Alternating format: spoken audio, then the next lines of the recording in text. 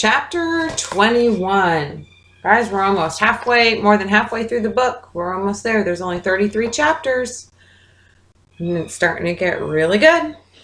Principal Ornstein was a cadaverous man with perpetual smeared glasses. So he always seemed to be peering through a fog. Well, he said, squinting at the scorch marks on Jack's sleeve, I suppose there's no permanent damage. Jax had the grace to look abashed. In the science lab, he'd been struck by more blowback. The vision had been so intense he hadn't noticed that his shirt sleeve had caught fire with his Bunsen burner. If it hadn't been for Tommy shaking a bottle of orange soda and shooting a spray like an extinguisher, Jax might have suffered serious burns. It had been going on all weekend too. Yesterday, in the plush waiting room of Dad's Bentley dealership, a pip image had caught him unawares, and he kneeled over into the arms of a rapper who'd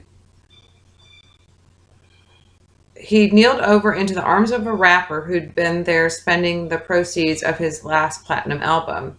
The scariest part was that the visions were definitely getting stronger. If they could make him lose his balance or set his clothes on fire, what was next? Would he wander off the sidewalk in front of a speeding taxi? What concerns me isn't so much the accident itself, the principal went on, but when Mr. Morrison tried to help you, you pushed him away and told him to mind his own business. What happens in his classroom is his business.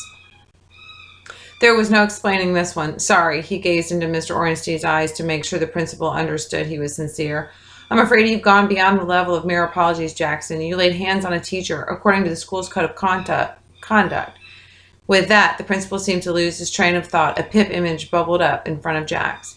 He hypnotized himself, looking at me. Yes.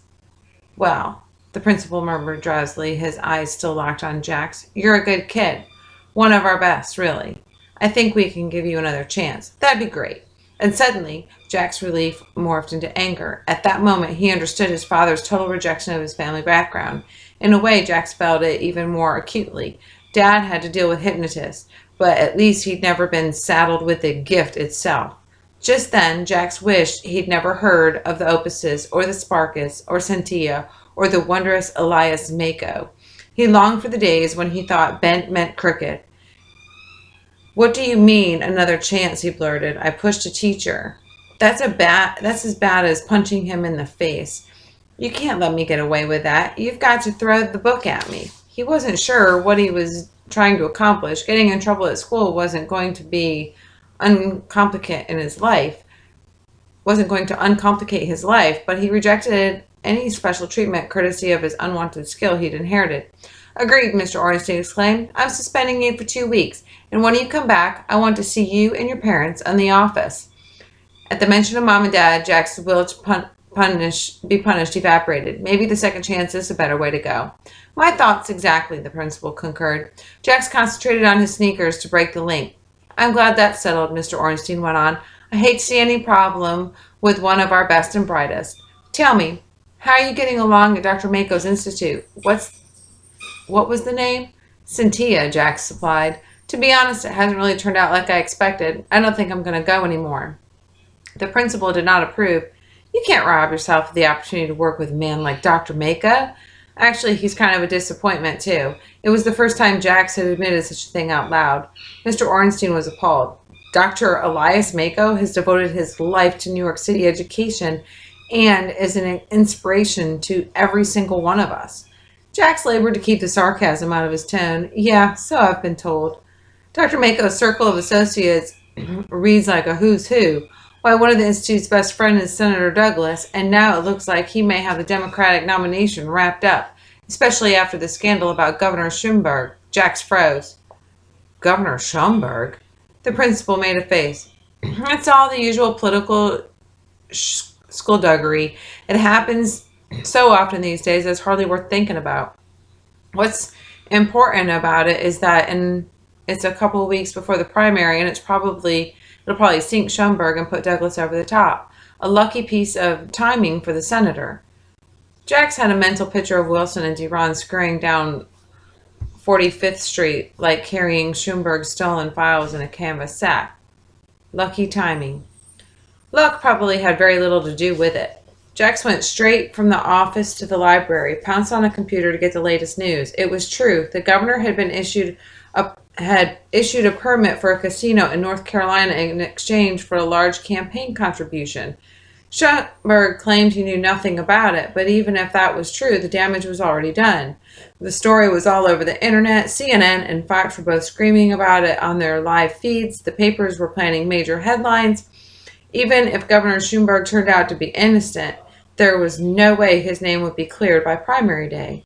Jax could believe it. Wilson DeVries was a bully and mean-spirited, obnoxious idiot, but Jax had always assumed that he couldn't do much damage beyond the range of the handful of unfortunates who got in his way. Not anymore. Before he knew it, Jax was out of the building and running for the subway. Classes forgotten. Not that he could have concentrated on school if he'd happened to be there. At the newsstand on the platform, he bought a New York Post. The front page blazoned, "Shame on Schomburg," in capital letters, 3 inches high. "It's good to see you, Jax," Miss Samuels told him when he got to Cynthia. "Dr. Mako and I felt terrible about the way you left on Saturday." In answer, Jax slammed the Post on her desk. "Yes, I heard." She told him an awful story, but it's a real break for Senator Douglas's campaign.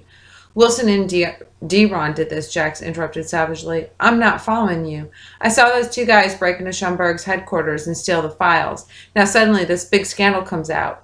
No way that's a coincidence."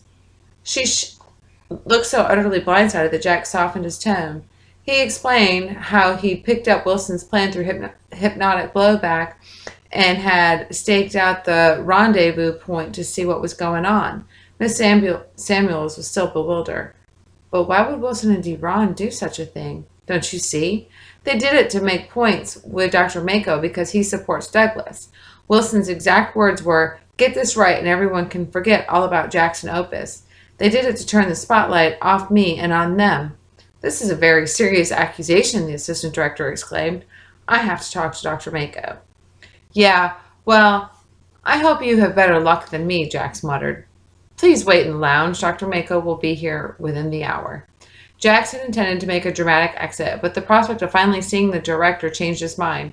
Regardless of his sleazy business of Wilson and D-Ron and Governor Schomburg, there was still the issue of Jack's video and the ongoing bouts of blowback.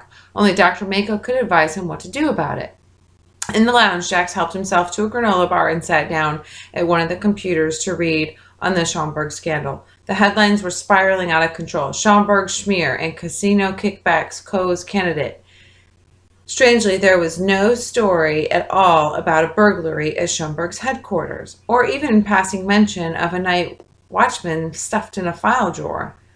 It was possible that the governor and his people were trying to let the story fade. The mystery of a security guard with no recollection of a massive break-in would only give the scandal a longer life.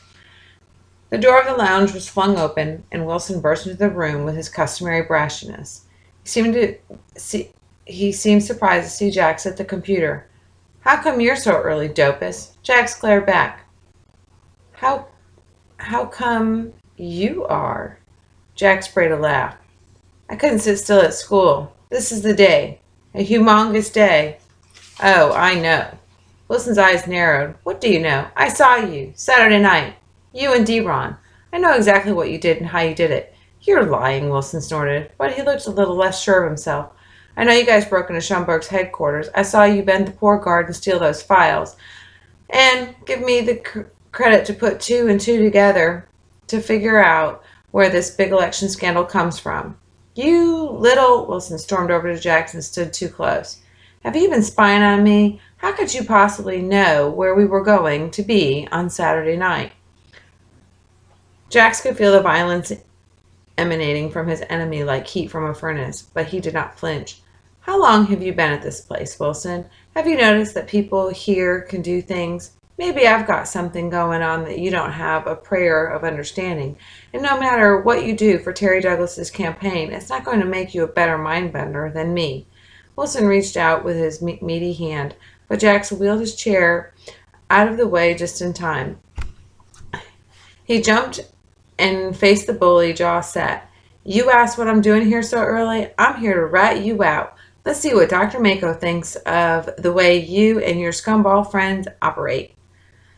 Instead, Jax thought Wilson was going to come after him again. Instead, the big boy threw his head back and laughed. Dopus, every time I think I'm going to have to beat your face in, you prove that you're too dumb to be a threat. You want to tell on me to Dr. Mako? Be my guest. Who do you think sent us out there to get those files? You're lying, Jax roared in fury. Think about it, genius. Wilson tossed over his shoulder and he left the lounge. Jax was stricken with shock. Could it be true that Dr. Mako was the mastermind behind all this? To burglarize a campaign office and to use hypnotism to do it? Went against everything Elias Mako stood for, or at least everything he said he stood for. Of course, that depended on Wilson telling the truth, which wasn't exactly a slam dunk. But come to think of it, Wilson wasn't the first person to suggest that Elias Mako wasn't as pure as his public image. What about Axel Braintree, the head of the Sandman's Guild? He had tried to recruit Jax to be his spy because he didn't trust Mako. At the time, Jax had dismissed his paranoia. And it was paranoid. For example, if the director was dirty, why would a respected presidential hopeful like Trey Douglas go along with his scheming? And yet Douglas was Dr. Mako's close friend and great admirer. Jax and his partners had heard it from the man's own lips. You're a lucky man to have Dr. Mako in your corner. He's devoted his life to New York City education and is an inspiration to every single one of us. That sentence had pulled him up short before, but this time he nearly choked on it. As if in a daze, he rolled his chair back to the computer and opened up YouTube. One by one, he searched the keywords Elias Mako. Along with the name of the director's many famous acquaintances, the two video clips told the whole shocking story. Without exception, each celebrity used virtually the same words to describe the director of Cynthia Institute. Dr. Elias Mako has devoted his life to New York City education and is an inspiration for every single one of us. No wonder the director had so many powerful supporters. They weren't flocking to his banner. He was hypnotizing them.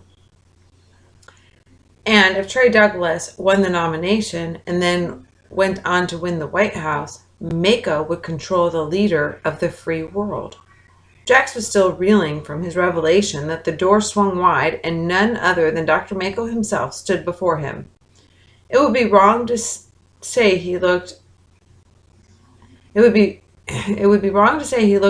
disheveled, but his very expensive suit was slightly rumpled, and his perfect Windsor knot was uncharacteristically off-center. I came as soon as I heard.